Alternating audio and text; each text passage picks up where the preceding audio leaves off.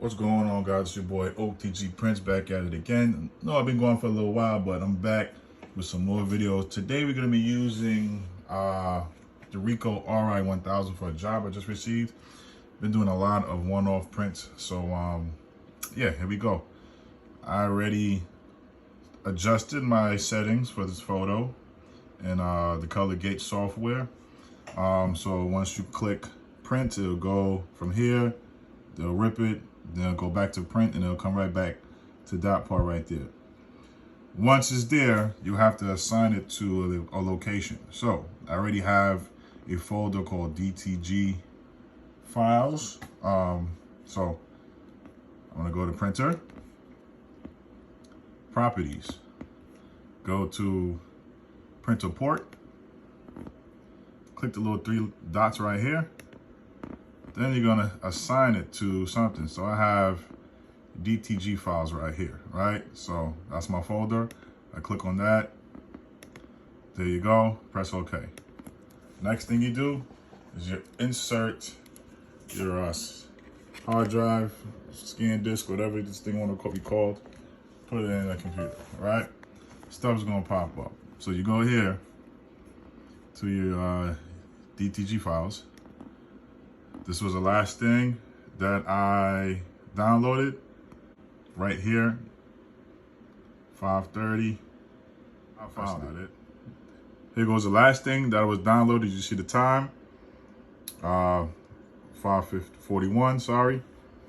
And the time here is 5:44. So this is the last thing that I downloaded. So I'm gonna click on it, make sure it's highlighted. This is all basics of color gate. I'm still learning the program. I'm gonna hold down Control and press C. That's to copy it. Then I'm gonna go to my hard drive, click on DTG files, click anywhere in it, Control V, and that's to paste it. Now here we go right here. Now it just came up, the file from 5:41 today, all right? Now let's go. We're gonna take this out and plug it into the Ricoh ri1000. Just one more thing. If you guys want to know what I did, I'm gonna show you guys real quick, okay? This was a picture for somebody's phone. It was a JPEG, so hopefully it comes out good. Preferably with like PNGs. Right click, go to settings. You're really gonna mess with printer, job, color, and rip. But I don't really mess with rip too much. I just float between these three. What I did was I made sure it was on the medium platinum. I clicked scale, well, unclick scale, so I was able to adjust the height. Then I clicked this little horizontal alignment, and it was allowing me to center the image as it is right here. Then I click color. I let the machine know that I'm doing it on a white garment, and I click the highest setting, which is super fine. So this is how we get things done, all right? Now let's get to the printer. So now you take your scan disk and you insert here, like so. You click on USB. Sometimes it takes a little time to register. USB. I made my folder, as you see, DTG files. I believe this was the last one. No, not that one. Let me see. Okay, this was the last one I downloaded. So press return. Okay, that's what I did wrong.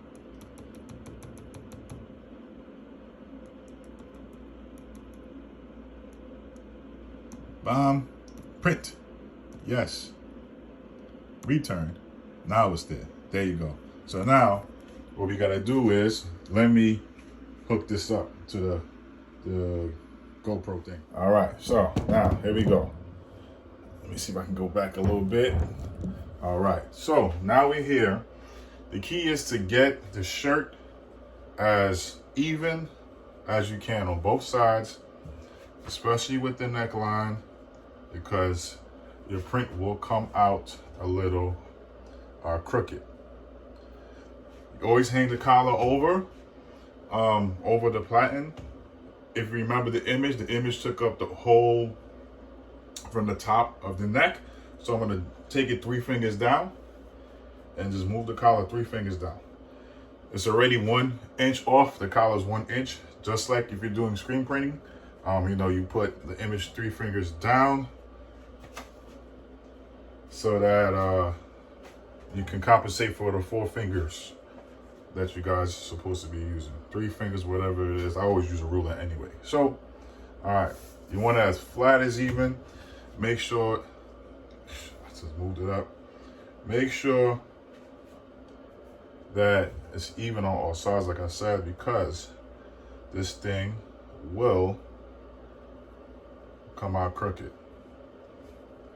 I do pre-treat my whites. It makes the images more vibrant. I tried it without pre-treating it in the past, and it was very dull. Still working on my pre-treatment because I used a Wagner sprayer gun, but eventually, after some sales, I'll be able to get the Pearl machine, and I can be able to run with that. So always pull the sides down, front and the back. And I'm gonna take you to the settings, all right? One motion, here we go. So we're here at the screen, you're gonna press set. It's definitely gonna stop. It says obstacle detected. The reason why is because we have a little dial here. We have to turn the dial until the orange turns gray. So I'm gonna turn it. You can hear the click, click, click sound. Should be turning gray. All right, turn gray. Now we press return, then we set again. And it's going in. Love this thing, love this thing, love this thing. Here's it goes. Simple. This is the easiest way, other than sublimation for me, to make money. Great one-off shirts. To me, 1,000 times better than using the Nina Jet Pro paper. Lasts longer, and you get great, vibrant prints. Amazing for one-off shirts. Been doing me justice the past month. I've been getting a lot of one-offs, and it's been amazing. You know, I charge whatever I charge per shirt, definitely over $25, and it comes out great. Customer loves it, especially when you get the pre-treat down. It definitely makes the image come out bright and sustain washability. Now look how beautiful that came out. Do you guys see that? Nice and vibrant. The black is opaque. The beautiful Kelly Rowland. Keep in mind, this is a JPEG file. This is from somebody's phone that they wanted on a t-shirt. Usually we want our files in PNG format or vectorized, but this is from somebody's phone, their camera phone. Look how it looks. Wow. I'm gonna throw it in the heat press and you're gonna see the finished result. All right guys, so I have it on the heat press. I like it to just cook for a little bit, let it hover for a little while, you know, for like 30 seconds so that it can get warmed up before I heat press it. My heat press settings is 330 degrees for 45 seconds, 2 times. So that's 90 seconds that I press for. And this is what it's stated to me for me to do as part of the training I received from Ricoh when I got the machine. So I got it just there, just hovering over it, so it can get like a little preheat going. It's definitely good. So one thing that I realized is gonna be my actual second attempt doing this is, in the past I used the craft paper.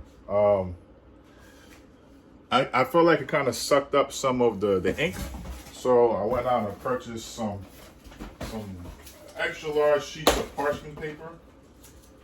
As you just heard me open up the box, and I'm going to be using this to do the heat press with. Okay, like I said, heat press is 330 degrees for 90 seconds, but you're going to press it for 45 seconds 2 times. All right, and then we're going to see how it looks. I'll show you guys the outcome. All right, I just pressed it for 20 extra seconds. just to play it safe, make sure everything is dry. And from the looks of it, everything is dry. And look how wonderful that came out. Wow. DTG printing, guys. This is definitely something to get into. If you can afford it, definitely something to get into. Yes. Beautiful, beautiful, beautiful. Very impressed. Like I said, this is a JPEG image from somebody's phone. JPEG from somebody's phone. Look how amazing that looks. It's your boy OTG Prince. I'm gonna get back to the videos, man. Just been busy, man. 9 to 5 life.